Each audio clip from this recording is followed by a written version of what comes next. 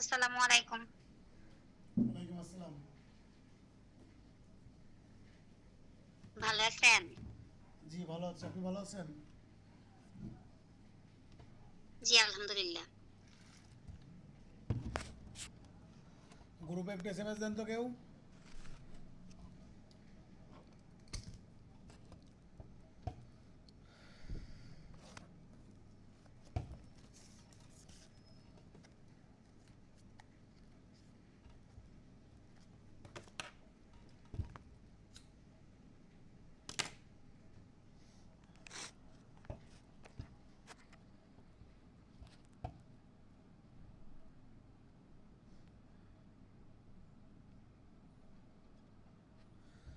হাসান আলী ভাই, হাসান আলী ভাই শুনতে পাচ্ছেন? আপনি ফেসবুক গ্রুপে আমাদের মনে হয় মেসেঞ্জার গ্রুপে অ্যাড নাই আপনি, ঠিক আছে? আপনি আমাকে একটু ফেসবুকে টেক্সট দিবেন, ঠিক আছে? ফেসবুকে টেক্সট দিলে মানে ফেসবুকে মেসেঞ্জারে আর কি আপনাকে আমি অ্যাড করে নিব।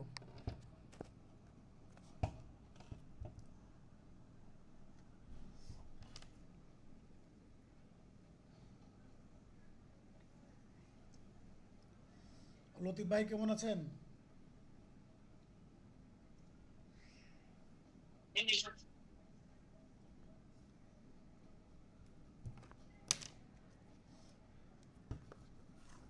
আলহামদুলিল্লাহ স্যার, ভালো আছি স্যার। যাক আলহামদুলিল্লাহ। ডিপো ভাই কেমন আছো? আসসালামু আলাইকুম স্যার, ভালো আছি। বিথি কেমন আছেন?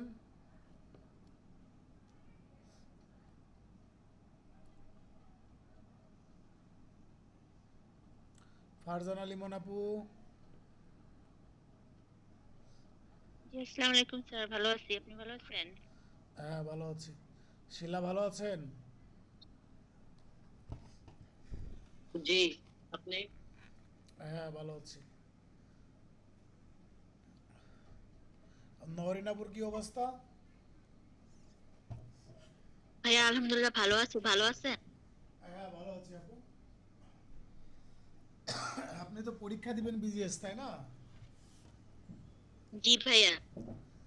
যেহেতু আপনাদের 1 তারিখে বিজিএস পরীক্ষা, যেহেতু কালকে আর ক্লাস রাখবো না আমি, শনিবারে পরীক্ষা টরীক্ষা দিয়ে আসেন, তারপরে ক্লাস নিব না। আর রুহুল আমিন ভালো আছো ভাই?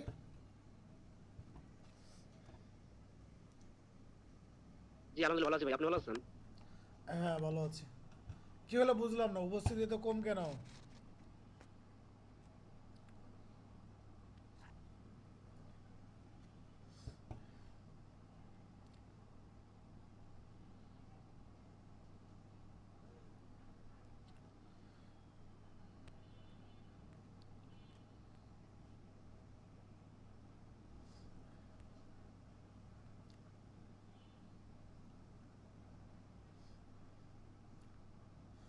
আচ্ছা আমরা আরেকটু অপেক্ষা করি, তারপরে অন্যরা আসুক, তারপরে ক্লাস শুরু করি।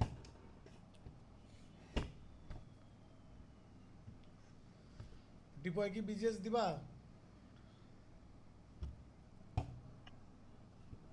দিব না স্যার, আমার প্রিপারেশন নাই তো, এবার দিব না। আচ্ছা। মুশফিক ভাই ভালো আছেন?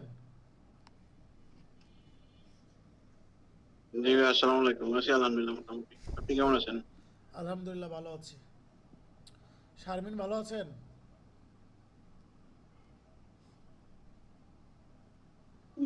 জি, ভালো আছি। যাক মাশাল্লাহ।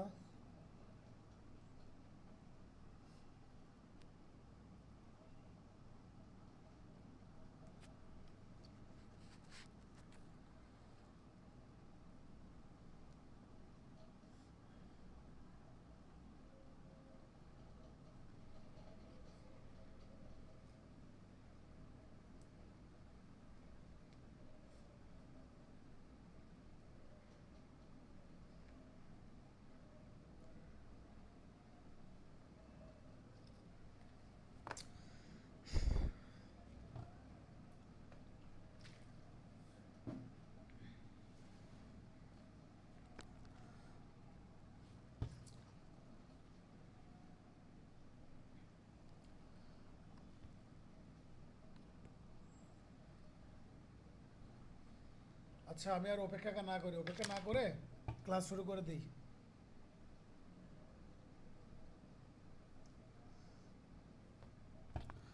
আপনাদের কারো কোনো প্রশ্ন আছে?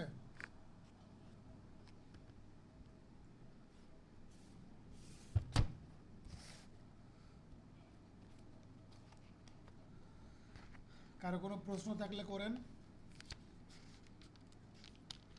আমরা কোন পর্যন্ত পড়িয়েছিলাম মনে আছে আপনাদের?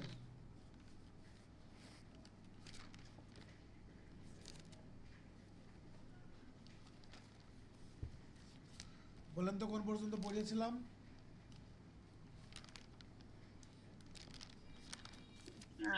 অর্ডার 6 পর্যন্ত। অর্ডার 6 পড়িয়েছিলাম, অর্ডার 5 এবং 7 বাদ আছে। আমরা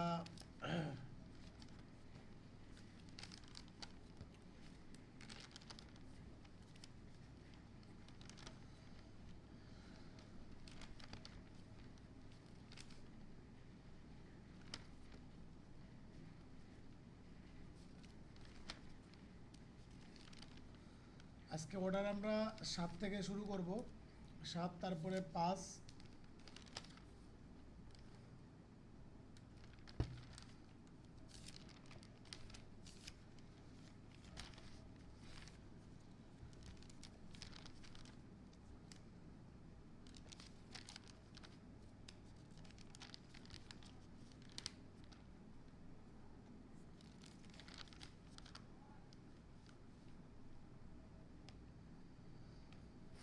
আচ্ছা অর্ডার ইসে চলে যান, 7-এ চলে যান। আমরা 7-এর পরে আবার 5-এ ব্যাক আসবো, কারণ আমরা একটা মামলা যখন দায়ের করবো, মামলা দায়ের করার পরে তারপরে গিয়ে কী করতে হয়, সমন দিতে হয়। এখন এই সমনের যে বিষয়টা আছে, সমনের বিষয়গুলো আমরা মামলা দায়েরের পরে তারপরে গিয়ে পড়ব।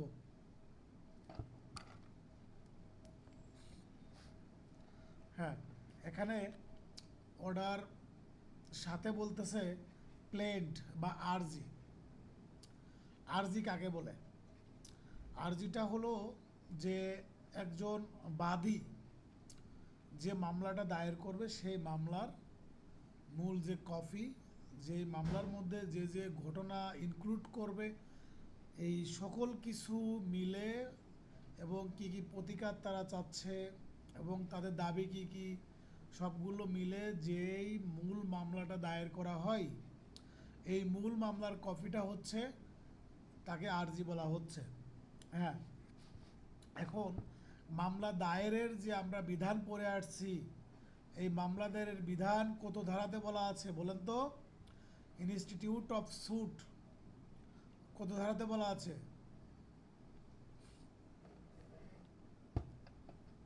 রেসপন্স করবেন, খুব ফাস্ট রেসপন্স করবেন।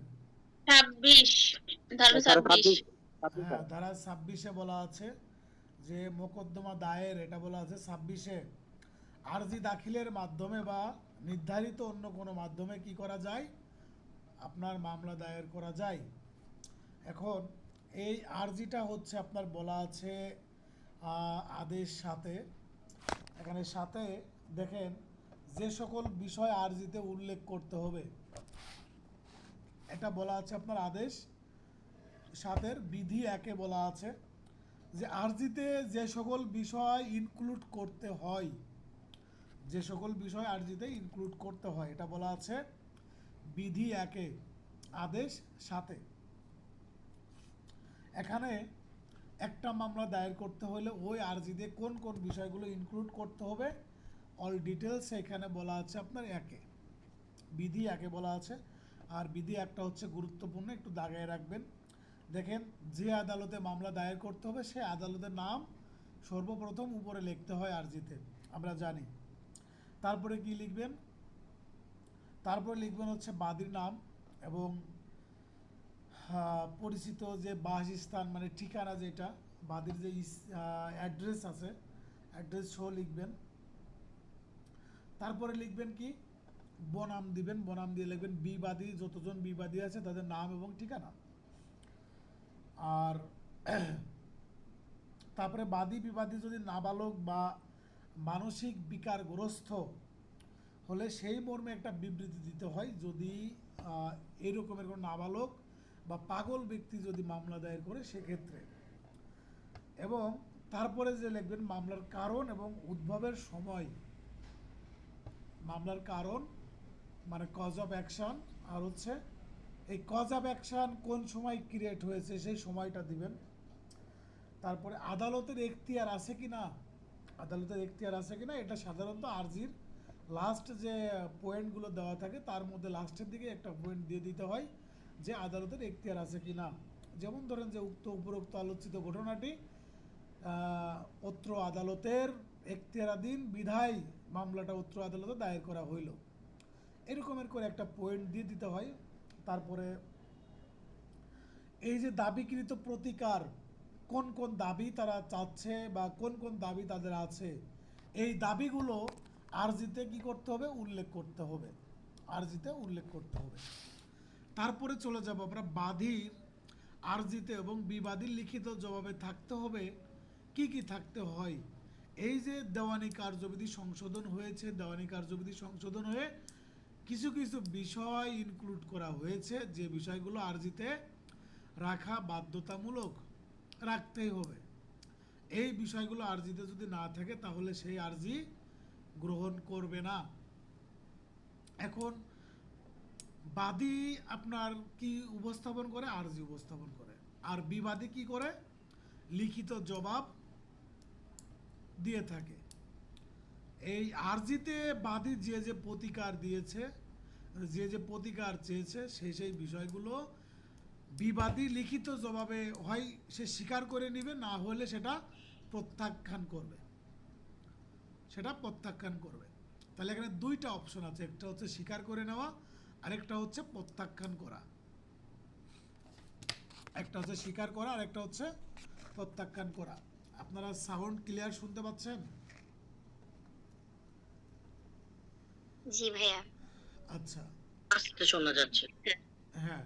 এখন এই যে দেওয়ানি কার্যবিধি সংশোধন হইল, এই সংশোধন হওয়ার পরে কতকগুলো বিষয় ইনক্লুড করা হয়েছে যেগুলো হচ্ছে আরজির সাথে মাস্ট দেওয়া লাগবে। তার মধ্যে যেমন ধরেন ইমেইল, এনআইডি কার্ড, তারপরে মোবাইল নাম্বার, তারপরে আপনার বাদীর নাম, ঠিকানা, এগুলো তো আগে বলা হয়েছে, ফোন নাম্বার বা মোবাইল নাম্বার যেটা বলেন, জাতীয় পরিচয়পত্র নাম্বার, তারপরে ইমেইল যদি থাকে, আবার যদি কোনো দাবি যদি বর্জন করে বা ত্যাগ করে, মামলার বিষয়বস্তুর মূল্যমান, এগুলোও দিতে হবে, কোর্ট ফি নির্ধারণ করতে হবে। তাহলে আরজিতে মোট বিষয় থাকতে হবে 9টা। কিছু কিছু বিষয় আছে আগে থেকেই ছিল আর নতুন করে যুক্ত করা হয়েছে, সেটা হচ্ছে মোবাইল নাম্বার, জাতীয় পরিচয়পত্র number, email number. Email number যদি থাকে এটা অপশনাল, কিন্তু এই মোবাইল নাম্বার আর হচ্ছে জাতীয় পরিচয়পত্র নাম্বার এটা দিতে হবে। এখন দিতে হবে কেন? দিতে হবে এই কারণেই যে আমরা জানি যে একটা মামলা দায়ের করার পরে অনেক সময় দেখা যায় যে বিবাদীর রিচ করা যাচ্ছে না, তাকে খুঁজে পাওয়া যাচ্ছে না, কোর্টে হাজির করার কোনো পদ্ধতি পাওয়া যাচ্ছে না, সমন দেওয়া হচ্ছে কিন্তু সমনটা তার কাছে পৌঁছাচ্ছে না। তার যদি মোবাইল নাম্বার থাকে, তার যদি জাতীয় পরিচয়পত্র নাম্বার থাকে, তাহলে খুব দ্রুতই তাকে বের করা যাবে এবং এই মোবাইল নাম্বারে এসএমএস করা যাবে, হোয়াটসঅ্যাপে, তারপরে এমনি নাম্বারে, বা ইমেল থাকলে ইমেল করা যাবে যে আপনার অমুক তারিখে তারিখ আছে, আপনি অমুক তারিখে কী করবেন, কোর্টে হাজির হবেন। এভাবে কি করা যাবে, কোর্টের মাধ্যমে আপনার এই সমন দেওয়া যাবে, মোবাইলের মাধ্যমে, হোয়াটসঅ্যাপে, এসএমএসে, ইমেইলের মাধ্যমে, জিমেইলের মাধ্যমে। এই যে আপনার এই বাদী বিবাদীকে কোর্টে হাজির করার জন্য এবং দ্রুত মামলা নিষ্পত্তি করার জন্য এবং নেগলিজেন্স অফ কমিউনিকেশন যেন কোনোভাবে না তৈরি হয়, এইটা কনফার্ম করার জন্য হচ্ছে আপনার এই মোবাইল নাম্বার, জাতীয় পরিচয়পত্র নাম্বার এবং ইমেইল নাম্বারগুলো এখন দেওয়া বাধ্যতামূলক করা হয়েছে। ইমেইলটা হচ্ছে আপনার অপশনাল, এটা বাধ্যতামূলক না। আচ্ছা, এবার আমি চলে যাব এই যে আপনার তাহলে আরজিতে মোট কয়টা বিষয় উল্লেখ করতে হবে? 9টা বিষয় উল্লেখ করতে হবে। কি কি উল্লেখ করতে হবে? এটা হচ্ছে আপনারা একটু সুন্দর করে পড়বেন। এটা হচ্ছে লিখিততে এই প্রশ্নটা আসতে পারে বা আসার মতো। আর এখানে হচ্ছে বিধি 2-এ চলে যাব। এখানে হচ্ছে বিধি 2-এ বলতেছে in money suit. In money suit মানে টাকার যদি কোনো মামলা হয় বা অর্থের যদি মামলা হয়, সেক্ষেত্রে অর্থের মামলার বিবৃতিকৃত অর্থের পরিমাণ যথাযথ এবং নির্দিষ্ট হতে হবে। যথাযথ এবং নির্দিষ্ট হতে হবে। তারপরে দেখেন, যদি অর্থের পরিমাণ অমীমাংসিত বা মধ্যবর্তী মুনাফা হয়, তখন আনুমানিক অর্থের মুনাফা বা পরিমাণ লিখতে হবে। মানে কি পরিমাণ টাকা নিয়ে বিরোধ, এবং এটা যদি মধ্যবর্তী মুনাফা হয়, মধ্যবর্তী মুনাফার সংজ্ঞা কত ধারাতে বলা আছে একটু বলেন তো আমাকে, কে বলবেন? মধ্যবর্তী মুনাফা কাকে বলে, এটা কত ধারাতে বলা আছে?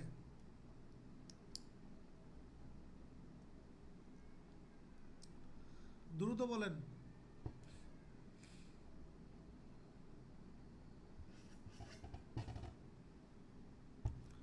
কেউ বলতে পারবেন না? তো অন্তর্বর্তী মুনাফা হ্যাঁ, এটা তো ওই যে মানে 12তে বলা আছে, ওই যে ইসের প্রথমটার এক ধারাতে, একের এক 12তে। ধারাতে না, 2 ধারাতে। উপধারা দুই 12-তে বলা ধারাতে। আছে।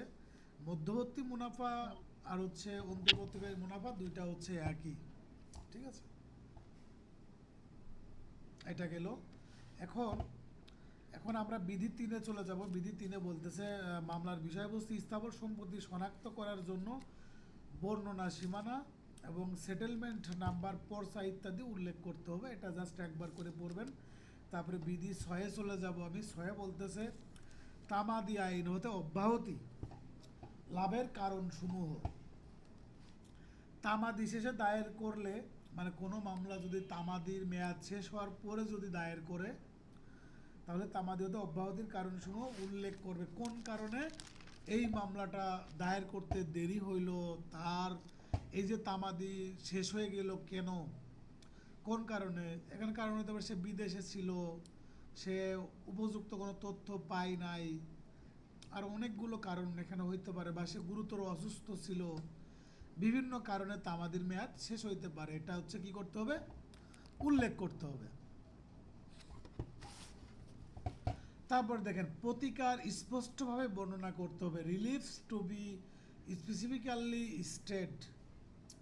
আরজিতে বাদী সাধারণত বা সাধারণভাবে বিকল্প আকারে সুনির্দিষ্টভাবে উল্লেখ করবেন।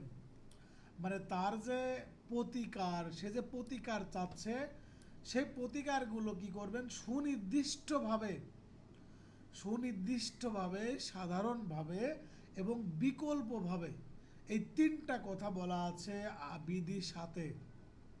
তাহলে প্রতিকার কিভাবে বর্ণনা করতে হবে? সুনির্দিষ্টভাবে, সাধারণভাবে এবং বিকল্পভাবে। এই 3টা কথা হচ্ছে আপনার বলা আছে এই বিধির সাথে বলা আছে। সুতরাং এই 3টা কথা হচ্ছে আপনারা খুব মনোযোগ সহকারে একটু মুখস্থ করবেন। এখন যদি প্রতিকার আপনার পরীক্ষাতে যদি প্রশ্ন চলে আসে যে দেওয়ানি মামলায় প্রতিকার কিভাবে বর্ণনা করতে হবে, অপশনে দেওয়া থাকলো সুনির্দিষ্টভাবে, অপশনে দেওয়া থাকলো সাধারণভাবে, অপশনে দেওয়া থাকলো বিকল্পভাবে। 4 নম্বর পয়েন্টে বলে উপরের সবগুলো। আপনি কি করলেন? যে যেখানে সুনির্দিষ্ট বলতেছে, আবার সাধারণভাবে বলতেছে, আবার বিকল্পভাবে বলতেছে, 3টা শব্দ কন্ট্রাডিক্টরি মনে হচ্ছে আপনার। যখন কন্ট্রাডিক্টরি মনে হবে তখন কিন্তু গুলায় যাবে, তখন কিন্তু পারবেন না। কিন্তু এখানে উত্তর হয়ে যাবে 3 ভাবেই, মানে উপরের সকল ভাবেই। ঠিক আছে, সুতরাং এই 3টা হচ্ছে একটু ভালো করে মনে রাখবেন যে আরজিতে প্রতিকার বা দেওয়ানি মামলায় প্রতিকার কিভাবে বর্ণনা করতে হয়।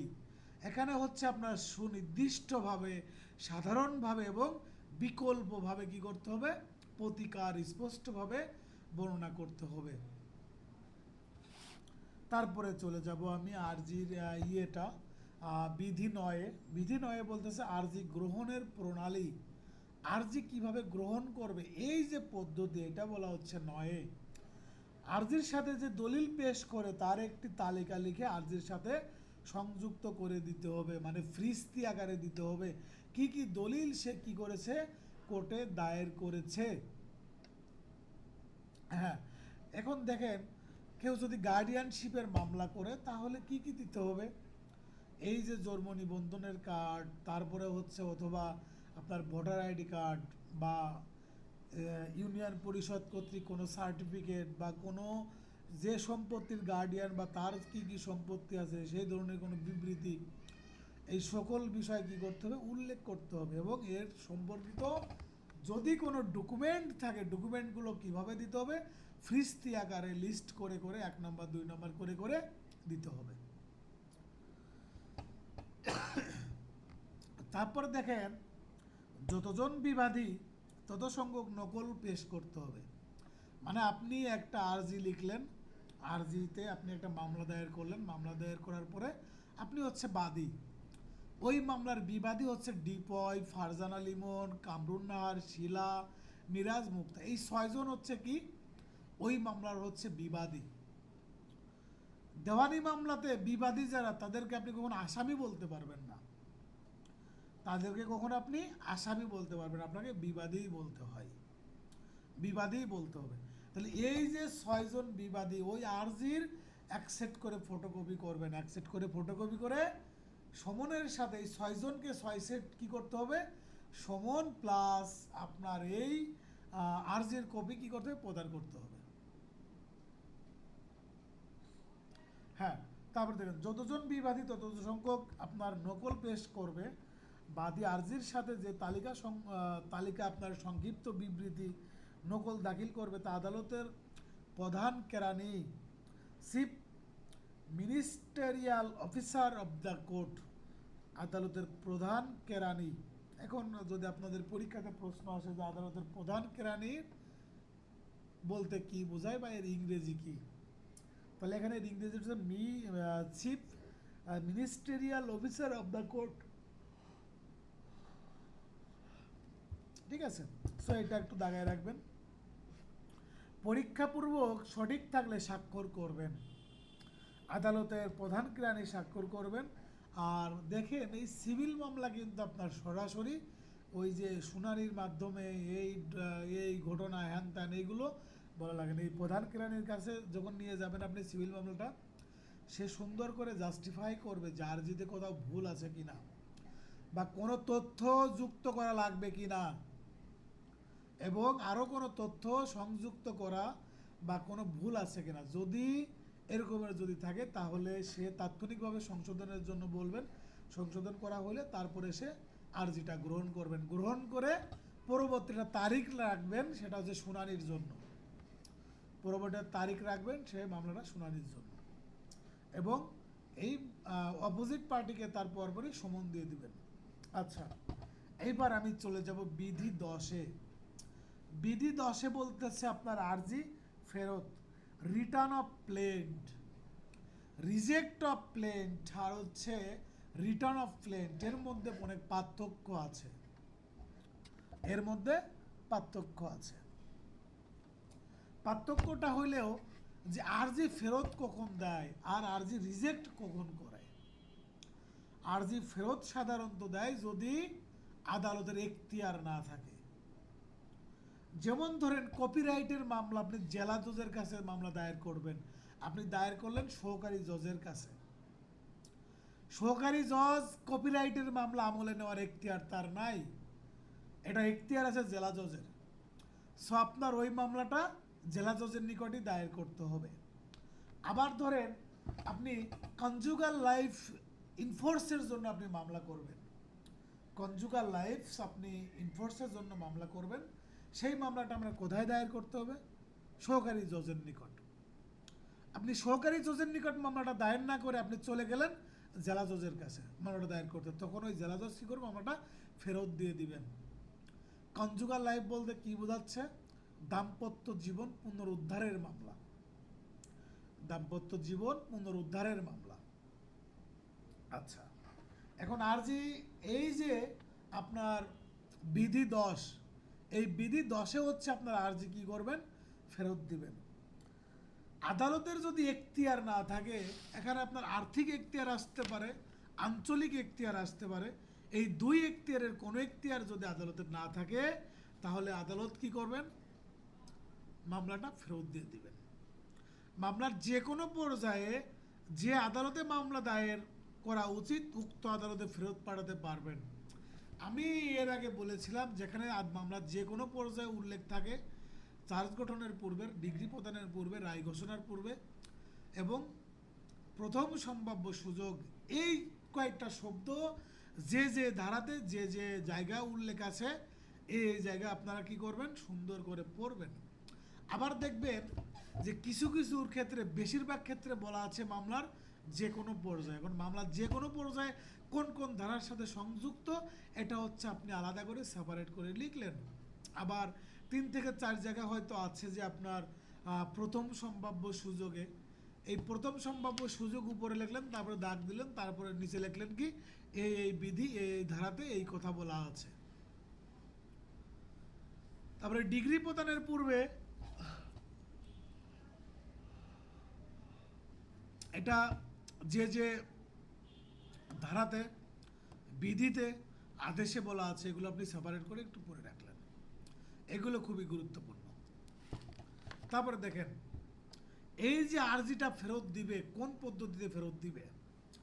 আর্জি দাখিল এবং ফেরতের তারিখ, দাখিলকারীর নাম, আর্জি ফেরতের কারণ সম্পর্কিত সংক্ষিপ্ত বর্ণনা আদেশ উল্লেখ করবেন। এবং এইটা হচ্ছে আদেশ আকারে কি করবেন? আর্জিটা ফেরত দিবেন। ঠিক আছে? এখন কথা হচ্ছে, যদি আর্জি ফেরত দেয় তাহলে প্রতিকার কি? এখতিয়ার সম্পন্ন আদালতে পুনরায় দাখিল করতে পারবেন মামলাটা। যে আদালতে দাখিল করা হয়েছিল সে আদালতের এখতিয়ার নাই, তাহলে আর্জিটা কি করতে পারবে? যে আদালতের এখতিয়ার আছে ওই আদালতে কি করা যাবে? দাখিল করা যাবে। তাহলে পুনরায় নতুন করে আপনার আর্জিটা দাখিল করা যাবে। তারপরে হচ্ছে, এই যে আর্জি ফেরতের আদেশের বিরুদ্ধে আপনি আপিল করতে পারবেন। কি করতে পারবেন? আপিল করতে পারবেন। আর এই যে আর্জি ফেরত, এটা হচ্ছে আদেশ, এটা হচ্ছে আদেশ। এখন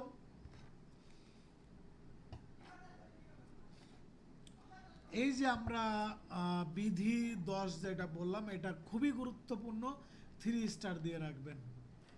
তারপরে আমি চলে যাব বিধি 11-তে। এখানে বলতেছে আরজি প্রত্যাখ্যান, নাকচ অথবা আরজি খারিজ। পরীক্ষাতে আপনাদের আরজি প্রত্যাখ্যান আসুক, আরজি নাকচ আসুক, আরজি খারিজ আসুক, যেইটাই আসুক না কেন, ইংরেজি হবে যে rejection of plant, rejection of plant. তাহলে এই রিজেকশন অফ প্লেন্ট আপনার 3 ভাবে বাংলাতে আসতে পারে। একটা হচ্ছে আরজি নাকচ, আরজি খারিজ, আর একটা হচ্ছে আরজি প্রত্যাখ্যান। আরজি খারিজ, আরজি নাকচ, আরজি প্রত্যাখ্যান 3 ভাবে আসতে পারে। তাহলে এই 3 ভাবের একটাই উত্তর, সেটা হচ্ছে যে দেওয়ানি কার্যবিধির আদেশ 7, রুল হচ্ছে আপনার 11, রুল হচ্ছে 11।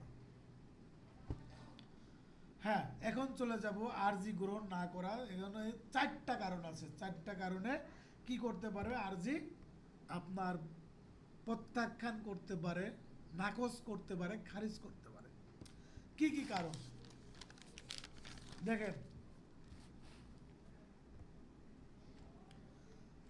মামলাতে যদি কজ অফ অ্যাকশন না থাকে,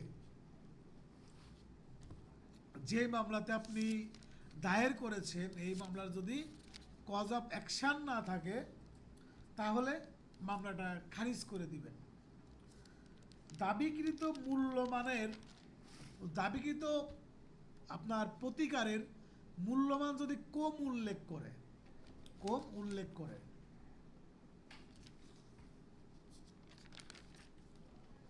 ঠিক আছে, এখানে ধরেন যে আপনার যে কয় টাকা উল্লেখ করা উচিত সেই কয় টাকা থেকে আপনি অনেক কম যদি উল্লেখ করেন, সেক্ষেত্রে আপনার আর্জিটা কি করবে? খারিজ করে দিতে পারবে। তারপর দেখেন 3 নম্বরে বলতেছে অপর্যাপ্ত স্ট্যাম্প পেপারে লিখলে বা নির্ধারিত সময়ে প্রয়োজনীয় স্ট্যাম্প পেপার সরবরাহ করতে ব্যর্থ যদি হয়, তাহলে অপর্যাপ্ত স্ট্যাম্প যদি সরবরাহ করা হয় সেক্ষেত্রে মামলাটা খারিজ করতে পারবেন।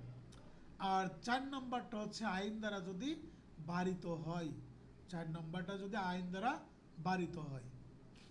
এখন দেখেন যে যে 4টা পয়েন্ট আমরা পাইলাম, একটা হচ্ছে যে আপনার খুব সংক্ষেপে 4টা মনে রাখবেন, একটা হচ্ছে কজ অফ অ্যাকশন, আরেকটা হচ্ছে মূল্যমান যদি কম লেখা হয়, আরেকটা হচ্ছে আপনার অপর্যাপ্ত যদি আপনার স্ট্যাম্প পেপার বা কোর্ট ফি প্রদান করা হয়, আরেকটা হচ্ছে যে আপনার আইন দ্বারা যদি বারিত হয়। এই 4টা হচ্ছে যে আমাদের কোডিফাইড ল, যে আপনার the code of civil procedures 1908, এটার আপনার আদেশ 7 বিধি 11তে বলা আছে। আরেকটা কারণ আছে যে কারণে আরজিওলো খারিজ করে দিতে পারে, this point come from president. এটা হচ্ছে আপনার কলকাতা হাইকোর্টের আপনার এই 25 জুলাই 1928 সালে একটা রায় প্রদান করা হয়। 1928 সালে এই রায়ে বলা হয়েছে যে সমন এবং এই আর্জির কপি যদি সরবরাহ করতে ব্যর্থ হয়, তাহলে কি করা যাবে? আপনার মামলাটা খারিজ করা যাবে। বা সমন দিতে যে খরচ প্রদান করা হয়, এই সমনের খরচ যদি না দেয়, আর্জির কপি যদি সরবরাহ করতে ব্যর্থ হয়, তাহলে কি করা যাবে? আর্জিটা প্রত্যাখ্যান করা যাবে, নাকচ করা যাবে, খারিজ করা যাবে। তাহলে আমরা 5টা পয়েন্ট পাইলাম সর্বমোট, যে 5টা কারণে আপনার একটা আর্জি নাকচ হইতে পারে। একটা হচ্ছে যে সমনের খরচ না দেওয়া বা আর্জির কপি সরবরাহ না করা। আরেকটা হচ্ছে যে 2 নম্বর ধরেন পিছন থেকে আমরা বলি, মামলাটা যদি আইন দ্বারা যদি বারিত হয়, মানে ও মামলা আইনেই বলতেছে এই মামলা দায়ের করা যাবে না, সেক্ষেত্রে। 3 নম্বরটা হচ্ছে অপর্যাপ্ত স্ট্যাম্প যদি সরবরাহ করে, আর একটা হচ্ছে যে যদি কজ অফ অ্যাকশন যদি না থাকে, আর যদি মামলার মূল্যমান থেকে খুব কম মূল্য যদি আপনার উল্লেখ করে থাকে। তাহলে এই কয়টা কারণে কি করা যাবে? আপনার আর্জি বিচারক রিজেক্ট করে দিতে পারবে। এখন কথা হচ্ছে যে এই কম মূল্যবান বা অপর্যাপ্ত স্ট্যাম্প পেপার সরবরাহ যদি করে বা আর্জির কপি যদি না দেয়, তাহলে এই মামলাটা সরাসরি প্রত্যাখ্যান করবে না বিচারক, তাহলে কি করবে? সংশোধন করা এবং আপনার পুনরায় সরবরাহ করার জন্য একটা নির্দিষ্ট সময় দিবেন। এই সময়টা হবে 21 দিন। 21 দিন সময় দিবেন এবং এই 21 দিন সময় দিয়ে বলবেন যে আপনি সঠিক মূল্যমান লিখেন এবং উপযুক্ত স্ট্যাম্প পেপার সরবরাহ করেন। সময় দিবেন কতদিন? 21 দিন। এই 21-এর নিচে একটা দাগ দিয়ে রাখবেন। এখন এই 21 দিনের মধ্যে যদি সঠিকভাবে যদি সরবরাহ করে থাকে এবং যদি আপনার সঠিক মূল্যমান লেখে এবং প্রয়োজনীয় স্ট্যাম্প পেপার যদি সরবরাহ করে, তাহলে মামলাটা কি করবেন? গ্রহণ করবেন।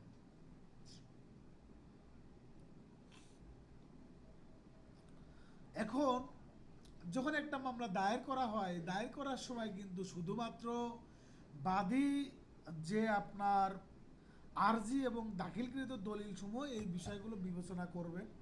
এবং দেখেন, এই রেস জুডিকাটার নীতিটি ঘটনা এবং আইনের সংমিশ্রণ প্রশ্ন এবং একই কারণে আপনার এই আদেশ 7 এবং বিধি 11 অধীন রেস জুডিকাটা আর্জি প্রত্যাখ্যানের কারণ হতে পারে না। এই রেস জুডিকাটার কারণে আপনার কি করা যাবে না? এই আদেশ 7 বিধি হচ্ছে 11 এর অধীনে মামলাটা প্রত্যাখ্যান করা যাবে না। তারপরে দেখেন, আমাদের কিন্তু এই দেওয়ানি কার্যবিধিতে ইনহেরেন্ট পাওয়ারের কথা বলা আছে। কত ধারাতে বলা আছে? 151 ধারাতে বলা আছে। এখন কথা হচ্ছে যে আরজি প্রত্যাখ্যান করা যায়, আদেশ হচ্ছে 7, বিধি হচ্ছে 11। এই যে 5টা ক্ষেত্র আছে, এই 5টা ক্ষেত্রর মধ্যে আরজি প্রত্যাখ্যান করা যায়। এখন এই 5টা ক্ষেত্র ব্যতীত অন্যান্য এরকমের একটা ক্ষেত্র চলে আসলো সামনে, যার কারণে হচ্ছে আরজিটা প্রত্যাখ্যান করতে হবে। কিন্তু এই বিধি 11-র অধীনে এই প্রত্যাখ্যানটা আসতেছে না, অন্য কোনো কারণে প্রত্যাখ্যান করতে হচ্ছে। তখন এই বিচারক আপনার ইনহেরেন্ট ক্ষমতা দ্বারা এই 151 ধারা অনুযায়ী কি করবেন, আরজিটা প্রত্যাখ্যান করতে পারবেন, আরজিটা প্রত্যাখ্যান করতে পারবেন। তারপর দেখেন প্রতিকার।